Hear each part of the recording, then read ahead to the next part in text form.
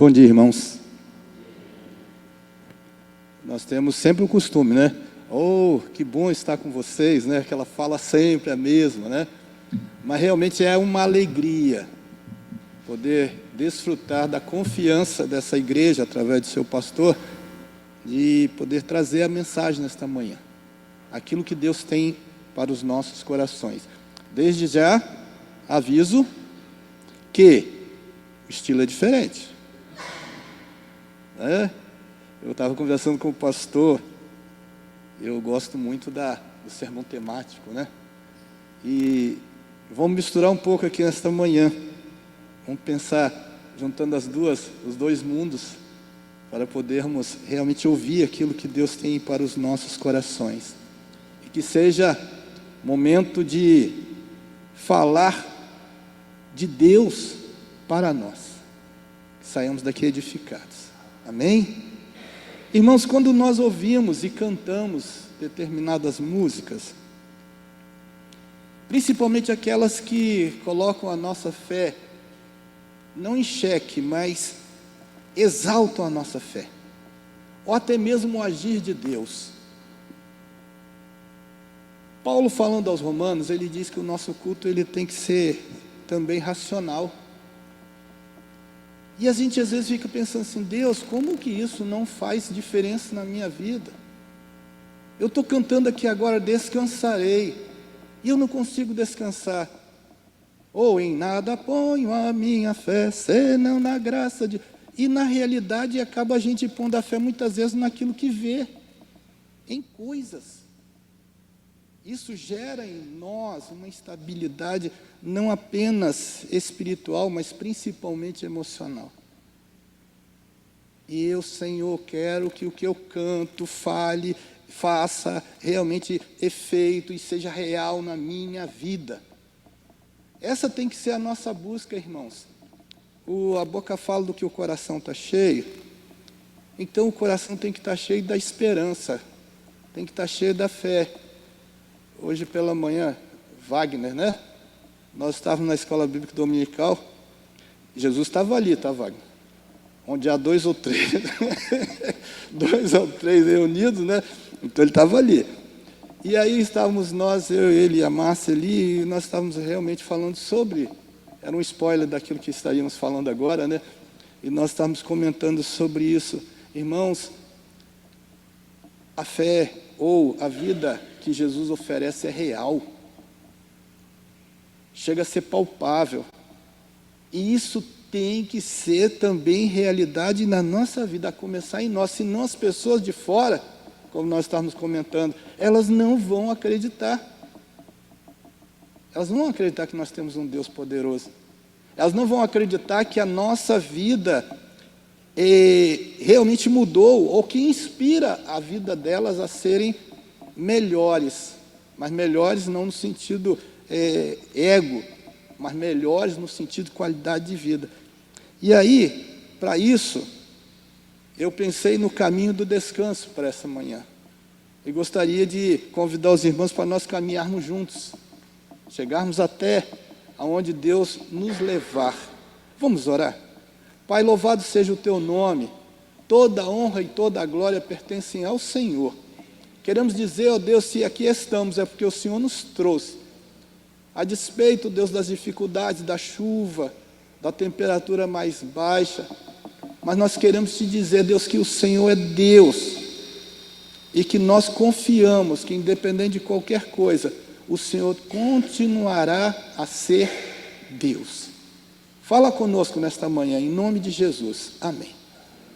Irmãos, imagina aquela multidão ali no Sermão do Monte, Mateus capítulo 6, 19 a 34, é o nosso texto nessa manhã, texto base.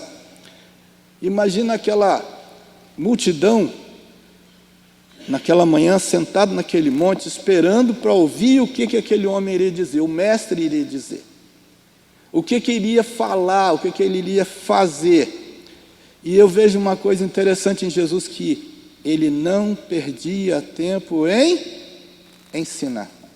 Por diversas vezes nós vemos na Bíblia, e Jesus ensinou, ou começou Jesus a ensinar. E aqui no Sermão do Monte, se ele ensinou, a intenção dele era que aqueles que ali estavam tivessem um ensinamento, que esse ensinamento não apenas fosse um encher de conhecimento, mas que causasse mudança e transformação de vida. Então, quando Jesus ali passou a ensinar, claro, no versículo 1 do capítulo 5, mas chegando aqui no capítulo 6, no versículo 19, ele diz assim, acompanhe comigo, a minha versão NVI está ali, né? Não acumulem para vocês tesouros na terra, onde a traça e a ferrugem destroem, e onde os ladrões arrombam e furtam. Mas acumulem para vocês tesouros nos céus, onde a traça e a ferrugem não destroem, e onde os ladrões não arrombam nem furtam. Pois onde estiver o seu tesouro, aí também estará o seu coração. Os olhos são a candeia do corpo. Se os seus olhos forem bons, todo o seu corpo será cheio de luz. Mas, se os seus olhos forem maus, todo o seu corpo será cheio de trevas. Portanto, se a luz que está dentro de vocês são trevas, que tremendas trevas são. Ninguém pode servir a dois senhores, pois odiará um e amará o outro, ou se dedicará a um e desprezará o outro. Vocês não podem servir a Deus e ao dinheiro. Portanto, eu digo, não se preocupem com sua própria vida, quanto ao que comer ou beber, nem com o seu próprio corpo, quanto ao que vestir. Não é a vida mais importante que a comida?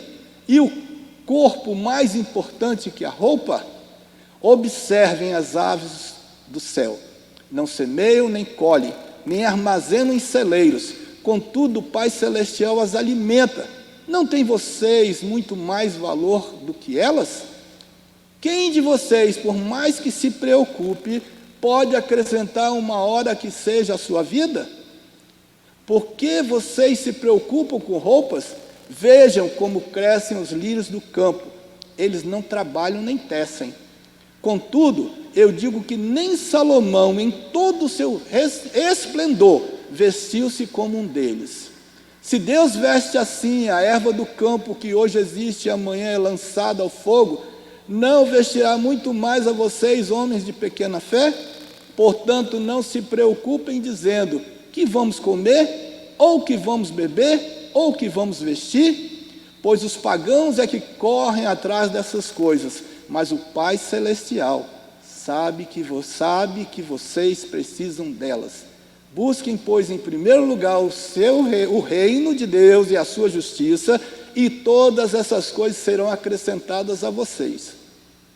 Portanto, não se preocupem com o amanhã, pois o amanhã trará as suas próprias preocupações. Basta a cada dia o seu próprio mal. Irmãos, eu quero pedir vênia ao Vitor e dizer assim, eu vou trabalhar um pouquinho do descanso mesmo, descanso. Irmãos, é interessante que, se pensarmos em algo que faz muito bem para o nosso corpo, e que muitos desejam, almejam, mas não conseguem, independente da sua situação financeira, é uma boa noite de sono.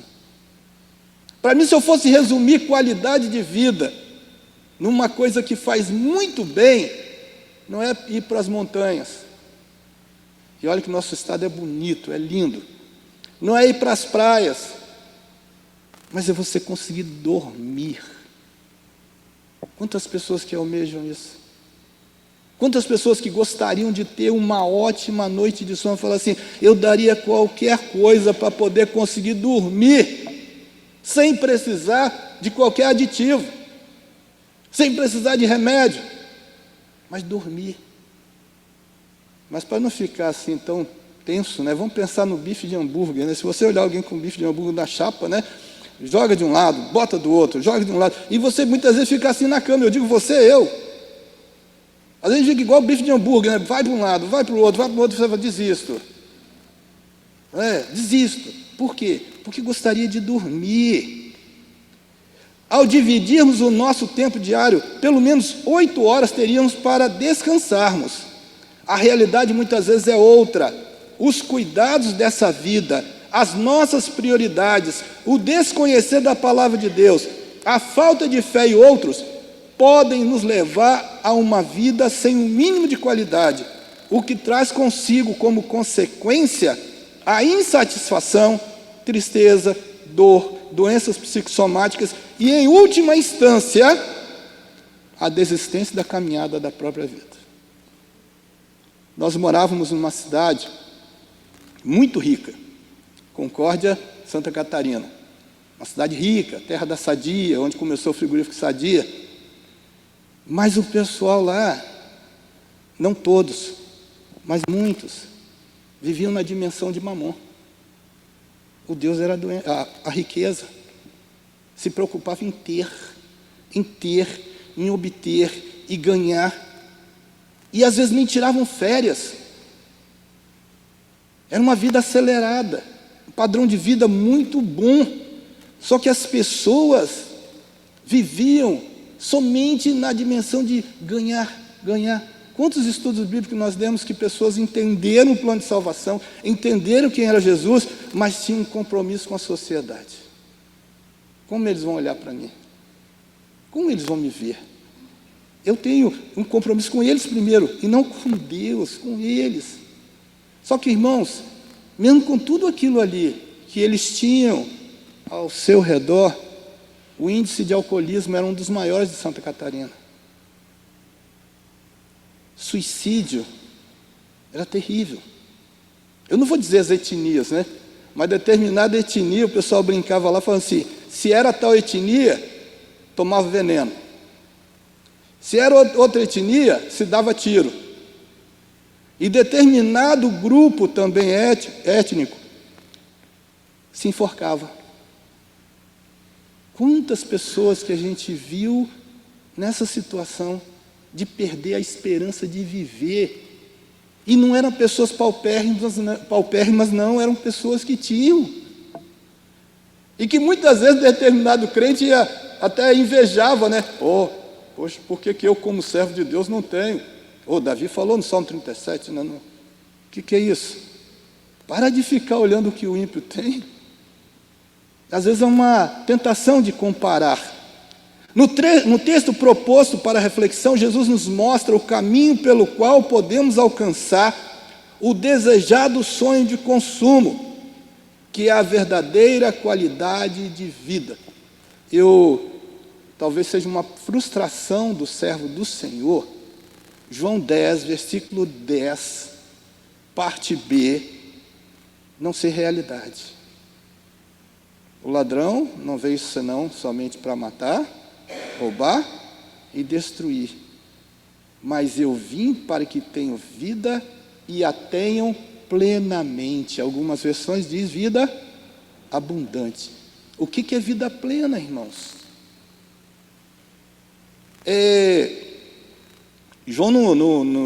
Jesus, na oração sacerdotal, capítulo 17 de João, no versículo 13, ele fala que ele nos oferece a alegria completa em si mesmo. Ele deixa para nós, eu agora vou para ti, mas sigo estas coisas, ou digo estas coisas, enquanto ainda estou no mundo, para que eles tenham a plenitude da minha alegria. Tinha um cântico há alguns anos, né? Acho que ninguém aqui lembra, né? Tropeça aqui, oi, cai acolá, mas de novo levanta e começa a cantar. Dê um sorriso só, sorriso. Caía, levantava, continuava a sorrir. Não sou daquela época, não.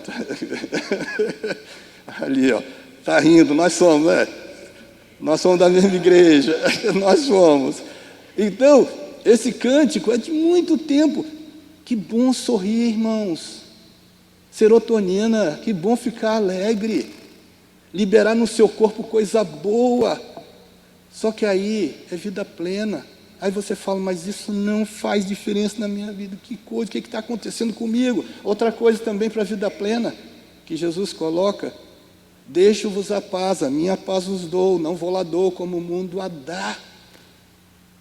João 14, 27. Aí você fala assim, mas eu não tenho paz. A paz de Jesus independe das circunstâncias. Elas não dependem das circunstâncias. Por isso que é diferente da paz do mundo. Eu estou chovendo no molhado, porque eu creio que vocês já ouviram e já leram isso tudo. O bom da palavra de Deus é que ela é pregada para fazer a gente lembrar, trazer à memória aquilo que dá esperança. Então, diante do exposto, vamos juntos caminhar por essa via prazerosa?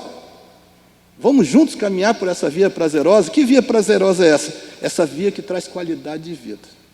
Eu fiz um trocadilho aqui, porque Jesus caminhou pela via dolorosa. Pela via dolorosa, meu Jesus. Então, ele caminhou pela via dolorosa para oferecer para nós uma via prazerosa.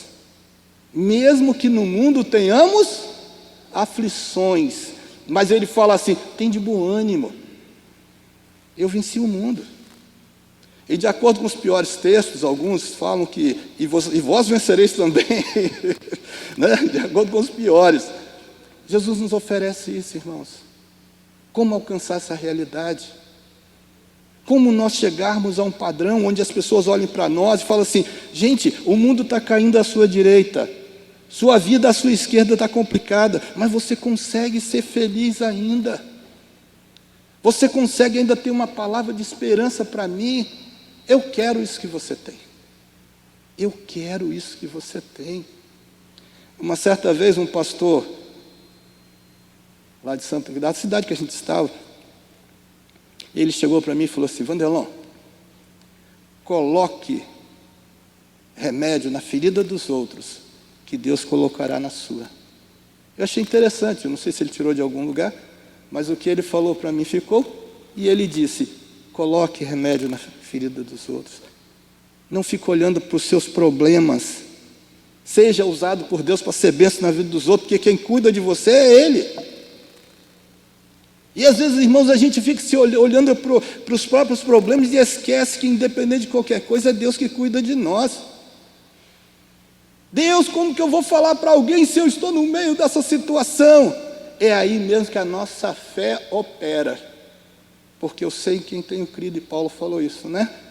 Então, caminhando por essa via prazerosa, versículo 19, Jesus começa dizendo um não ali. Ele diz, para nós não acumularmos tesouros na terra, onde a traça e a ferrugem destroem, onde ladrões arrombam e furtam. E esse não, essa negação, essa negativa de Jesus, não é à toa. Ele não quer dizer que é proibido ser rico, irmãos. Esses dias o nosso pastor falou aqui na igreja, não é essa questão de ser rico, de ter dinheiro, de ter situação financeira boa. Nós temos uma empresa nesse estado nosso, que esses dias eu estava vendo um vídeo de um cara, um youtuber, e ele tem um camping. E ele estava instalando uma caixa d'água imensa. E era forte e leve. Aí eu falei assim, gente, que legal. Olha onde nossos irmãos chegaram com o seu produto. Em janeiro, irmãos, eu e a Márcia e mais um grupo de pessoas, mas eu falo nós dois, nós fomos ao sertão, junto com a Igreja Batista da Orla, um trabalho missionário, junto com a Missão AME. Deles. Sustentado, patrocinado por eles. Então Deus, Ele tem riqueza, Ele tem bens materiais para dispor na mão de membros, de filhos, mas que seja revertido para a glória do reino dEle. Não apenas para você, porque a glória é dEle. Em primeira instância, em última instância, a glória sempre será dEle, nunca nossa. E aí, não tem como dizer que Jesus está dizendo assim, você não pode ter dinheiro. Não, Ele está dizendo assim, olha, não fica se preocupando em acumular. Eu trabalhei 8 anos como professor de ensino religioso, e um dia nós fomos lá conversar com foi levado, um pai, ele só tinha aquele horário para conversar, aí ele foi levado, aí 3 professores desceram, largaram a sala, deixaram com alguém, e foram lá conversar com aquele pai sobre a situação do filho dele, que já estava insustentável. Aí eu olhei para ele, eu falei, você trabalha com o quê? Eu trabalho acho que na Sadia, no horário, no DRF, depois no outro horário eu trabalho numa fábrica de blocos, de cimento, material de cimento, e o outro eu faço tal coisa. Eu falei, e sobra o quê para a família? Sobra o quê para você? Sobra o quê? Uma outra situação, a mãe de uma outra aluna, nós conversando, ela falando assim, mas minha filha está dando trabalho, e agora a situação está ruim, e perguntei assim, e aí, como que é a sua rotina? Eu trabalho nos Correios, eu faço isso, cuido da família, eu tenho que cuidar disso, cuidar daquilo. Aí eu falei assim, e para você? Qual é o momento que você tira para ir a um salão, mesmo se não tiver dinheiro, mas pelo menos cuidar de você mesmo? Qual é o momento que você tira para você? Aí ela olhou e falou assim, na realidade não sobra tempo para mim. Irmãos, isso não é qualidade de vida. Nós ficamos correndo atrás de tesouros que são perecíveis, muitas vezes. E eles ficarão aqui. Caixão não tem? Gaveta. Não foi eu que inventei, não, tá? Caixão não tem gaveta. Me incomoda, irmãos, é porque esse progresso não foi, essa palavra não é de alguém que anda sobre as águas. Não. Sofremos muito nessa área. Ao passarmos por determinadas crises financeiras, nós fomos tomando decisões para que essas decisões redundassem em qualidade de vida para nós. Ao começo do nosso casamento, que não tem muito tempo, 37, nós começamos assim, na época era cheque pré-datado. Perdemos o controle por ele, porque sempre ele chegava, não sei porquê, irmã Cirlete, o cheque pré-datado sempre chegava o dia dele, a gente não sabe como, mas sempre chegava. Aí abolimos aquilo ali. Aprendemos que podíamos viver sem ele. Depois, cortamos cartão de crédito.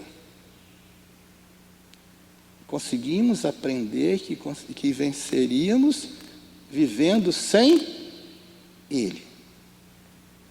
E depois, prestações. Que loja abençoada, eu não vou fazer propaganda dela não, faço só da Forte Leve. Você terminava um carnê, que legal, você conseguiu, chegou ao final. Nós temos uns produtos muito bons aqui nessa loja. Olha, chegou algo novo. Depois de um tempo, pegava a Márcia assim, não, a gente não, a gente vai. Hoje, irmãos, nós vivemos com um cartão de débito. O que tiver que comprar, compra. O que não tiver para comprar, não compra. O que tem a ver com acumular tesouros? Tem a ver com descanso. Tem a ver com descanso. Por quê? Porque, na realidade, quer saber quem é o Senhor da sua vida? É o consumismo? Quem é o Senhor da nossa vida? Eu poderia chegar para várias situações sobre quem é o Senhor, mas como nós estamos focados mais nisso aqui, vamos pensar assim, o consumismo, a necessidade de ver que meu filho tem, de repente, a mesma coisa que o outro tem. Como eu chego na igreja, uma palavra, assim, de coração, que bom chegar numa igreja onde nós sentimos aceitos, simples. Quem quiser vir do jeito que vem à vontade. O nosso pastor meu fica à vontade, tranquilo, que isso me deixou à vontade. Por quê, irmãos? Porque nós estamos à vontade. Nós somos gente. Nós não precisamos externar poder na roupa. Eu tinha uma dificuldade, teve um dia que eu falei assim, acabou. Outra coisa que nós cortamos, não vai ter mais... cadê as crianças? Ainda bem que estão tudo dormindo, com sono. Eles não vão ouvir o que eu vou falar agora. Mas presente de Natal. Presente de Natal, irmãos, que é coisa mais complicada do que isso. Eu tenho que dar presente para fulano, ciclano, beltrano e tal, e tal, e tal. Aí fazia aquele monte de dívidas. Aí quando chegava em janeiro, você fala, meu Deus, estou pendurado. Não tenho o que fazer. E a igreja sofre com isso, tá? A igreja sofre. Porque a igreja continua sendo igreja independente da estação, do mês do ano.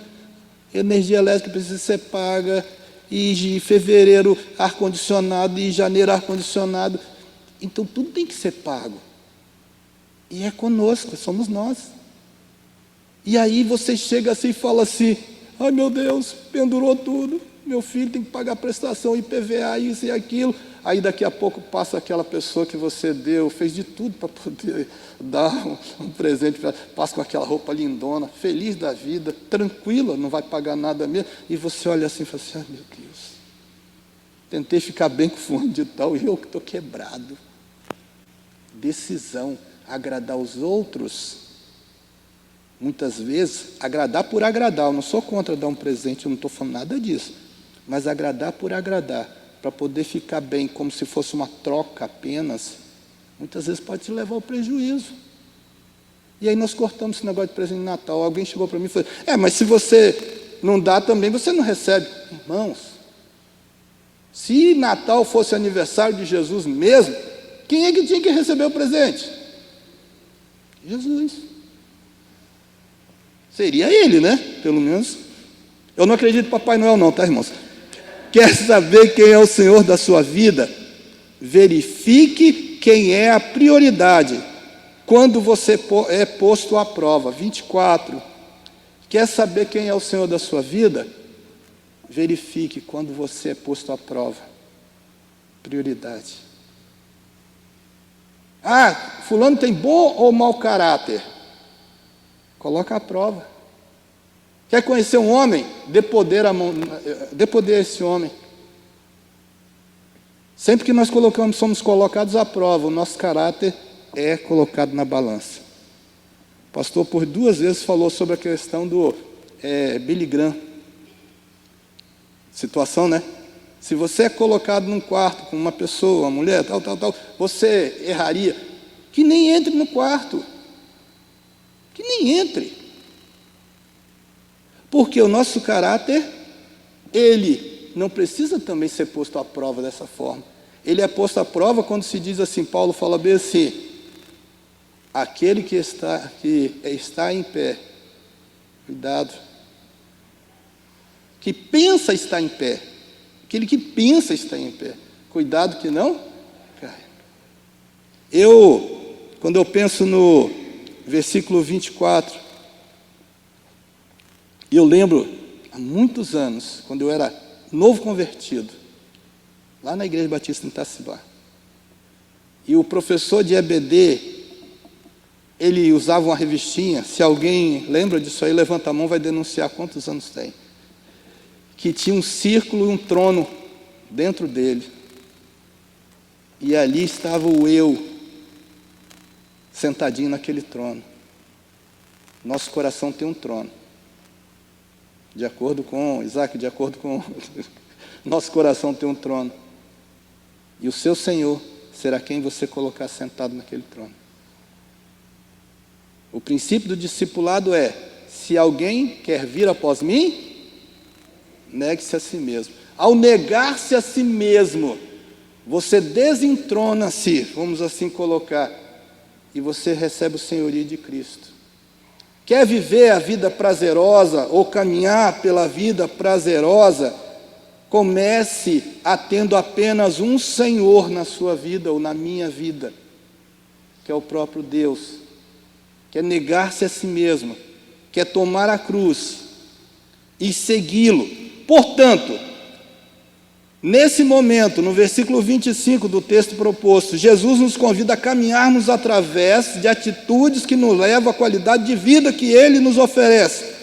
Conforme João 10, versículo 10, parte B. atitudes que trazem cura. Eu gostaria de pensar rapidamente com os irmãos sobre essas atitudes que trazem cura. No próprio versículo 25, Jesus usa um verbo, preocupar. Portanto, eu vos digo, não se preocupem com a sua própria vida. Não se preocupar.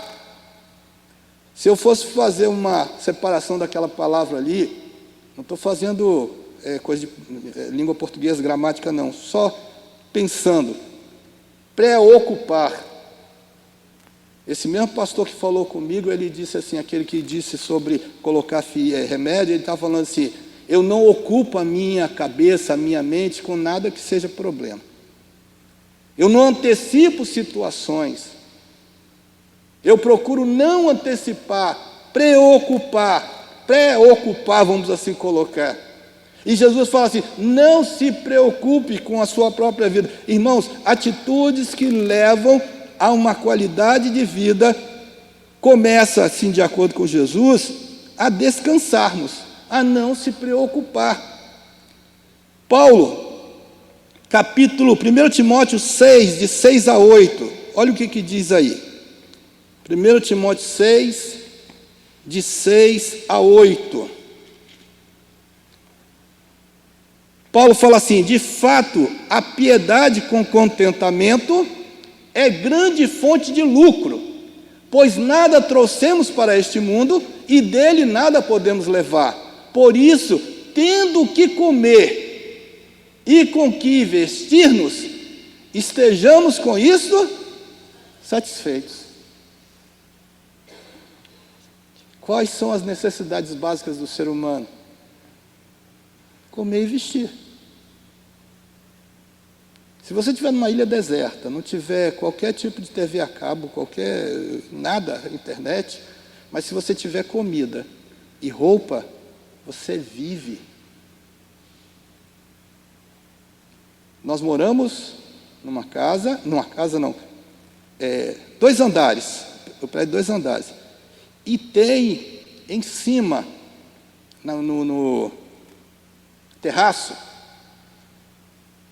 um monte de livros, ferramenta, coisa do nosso curso teológico, um monte de coisa tem lá em cima. Um monte de coisa.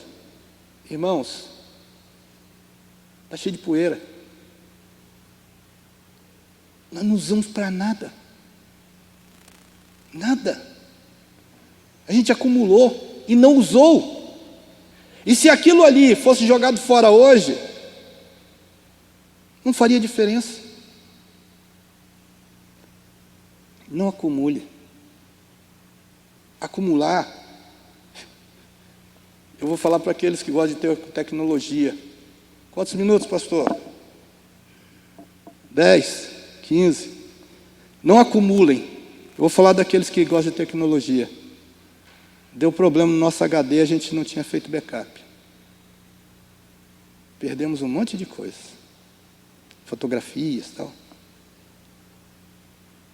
Documento não, porque vocês acreditam que a gente sobreviveu?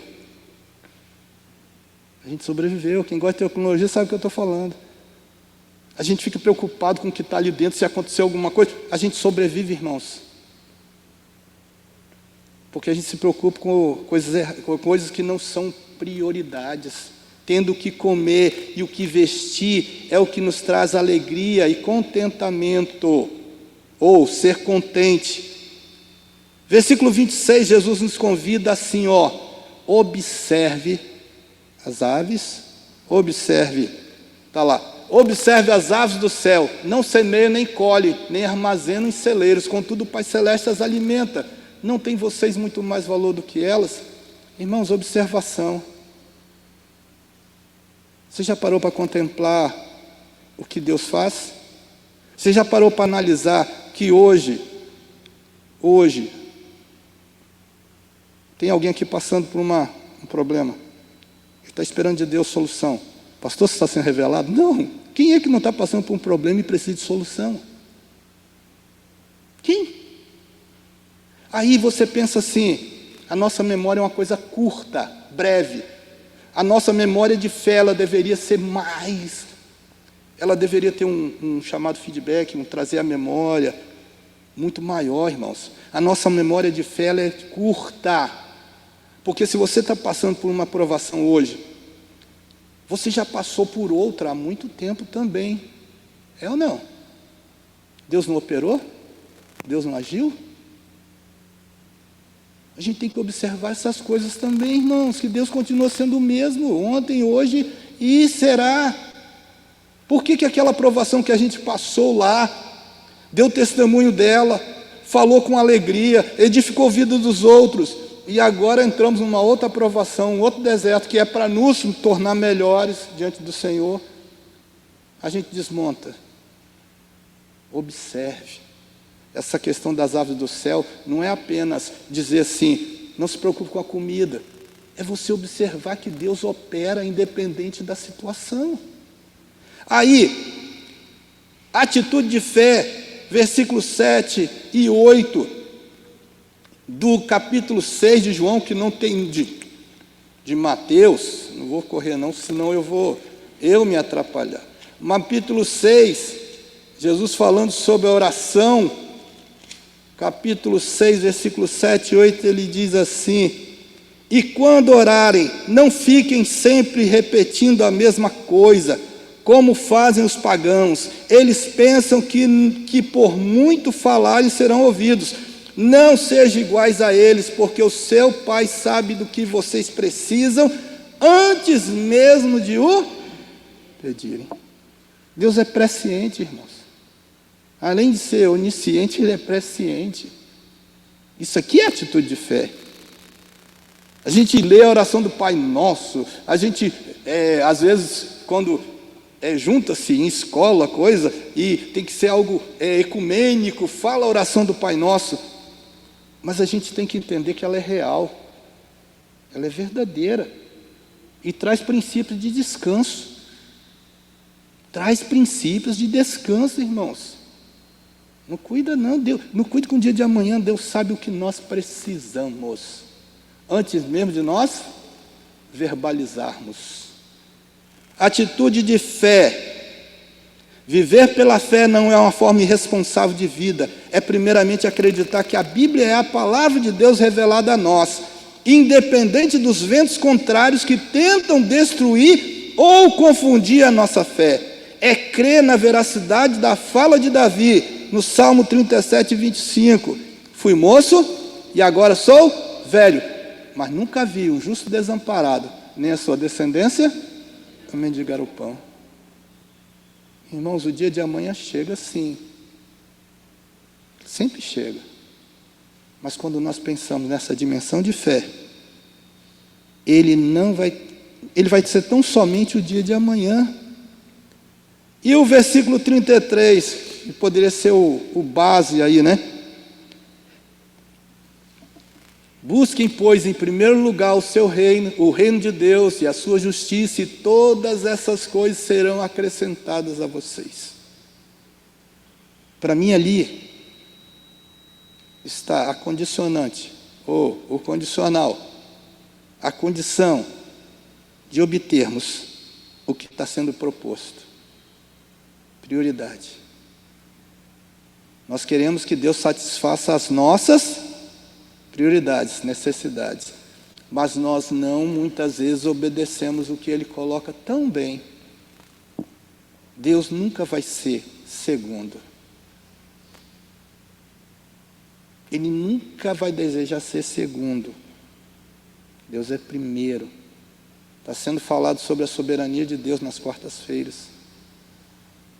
Deus é primeiro, irmãos. Deus nunca será depois. Eu sou o Senhor, esse é o meu nome, a minha glória não darei a outrem. A minha honra às imagens de escultura. Deus é Deus. Não existe inversão de valores. Nós queremos que João 10:10, parte B, plenitude de vida, seja real, mas nós não queremos abrir mão de que o controle da nossa vida nos pertence, não nos pertence. Priorizarmos aquele que nos chamou das trevas para a sua luz, vivermos como representantes fiéis do reino de Deus. Aí vou fazer os embaixadores, né? Verdadeiros embaixadores de Cristo no mundo. 2 Coríntios 5:20. Os meninos sabem de cor? Vamos lá? Fala aí. Agora botou, né? Agora contou. Mas fala na outra versão. Não, pode pôr, irmã, pode pôr. Portanto, vamos juntos, irmãos.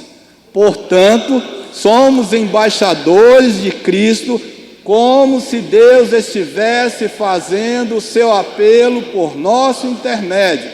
Por amor a Cristo, reconcilie-se com Deus. Reconcilie-se com Deus. Vocês sabem o que é um embaixador, né? Ele é o representante de uma nação numa outra nação. O nosso reino não é deste mundo. Nós somos representantes. Paulo, veja só, o escritor aos Hebreus, não vou dizer que foi Paulo, mas fala que nós somos peregrinos, irmãos. Peregrinos. O peregrino, ele está caminhando por uma terra para chegar ao seu objetivo. Nós somos peregrinos aqui.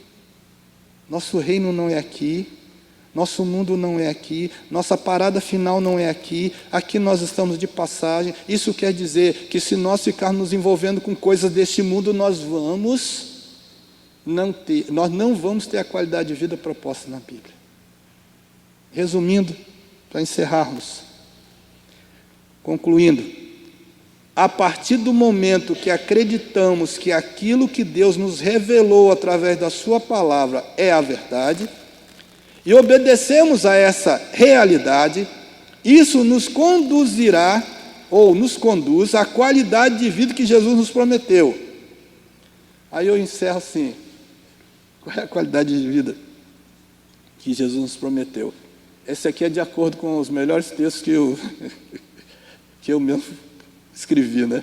Aí diz assim, uma boa noite de sono, pois o dia de amanhã passará a ser apenas uma nova oportunidade de vivermos. Vou repetir. A qualidade de vida que Jesus nos prometeu. Uma boa noite de sono, pois o dia de amanhã passará a ser apenas uma nova oportunidade de vivermos. Aleluia. O dia de amanhã tem que ser isso, irmãos. O dia de amanhã tem que ser uma nova oportunidade para vivermos, independente das circunstâncias, mas encarando esse dia como uma nova oportunidade, porque muitos não acordam. Eu agradeço a Deus sempre, irmãos, quando eu posso ir ao banheiro sozinho, quando eu posso tomar um banho sozinho, quando eu chego em casa à noite e a minha família ainda, meus filhos que estão comigo ainda, nós estamos juntos ainda. Quando eu posso falar assim, fechou a porta da rua, nós estamos juntos em casa. Agradecer as coisas, as mínimas coisas. Isso nos traz alegria ao coração. Amém? Vamos orar? Pai, nós te agradecemos pela oportunidade que o Senhor nos concede de juntos meditarmos na Tua Palavra. Que o Senhor possa completar em nossos corações, que o Teu Espírito Santo continue a falar aos nossos corações nesse dia, sobre aquilo que o Senhor tem para nós como descanso e principalmente como missão nossa aqui nesse mundo. Use-nos como instrumento em Tuas mãos. Nos abençoe, em nome de Jesus. Amém.